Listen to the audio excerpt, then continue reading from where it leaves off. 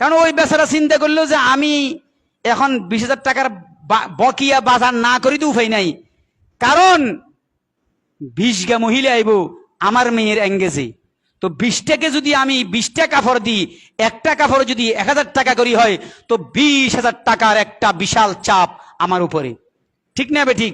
তো বেচারা তৌফিক নাই কি দিব, এবার হেতে সুদের উপরে লোন লইছে, এবার না সুদ চালাইবো, এবার না হেতে কি করবো, বকিয়ে দিব, না নিজের পেট চালাবে, না ওষুধ চালাবে, না বাচ্চা কাচ্চার ফলাকার খরচ চালাইবে, একটা জাহান্নাম হয়ে গেছে, ঠিক না ঠিক?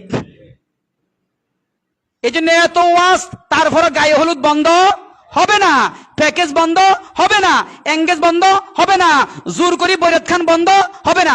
হুজুর আপনার ওয়াজ খুব ভালো লাগে, বাকি আঙ্গ শয়তানি বরাবর থাকবো, ঠিক না ঠিক? এই জন্য একদিকের ফাপ কত দিকে ফাপ টানে, একদিকের ভাবে কত দিকে কি টানে, পাপ টানে। এই জন্য আমরা এখনো যদি জরিপ চালানো হয়, খাঁটি 5টাও পাওয়া যাবে না, ঠিক না ঠিক? খাঁটি 5টাও পাওয়া যাবে, এত সমস্যা আমাদের মধ্যে। আপনারা কি মনে কষ্ট আনতেছেন? আল্লাহ আমাদেরকে সতর্ক হওয়ার তৌফিক দান করে, আমিন। তাহলে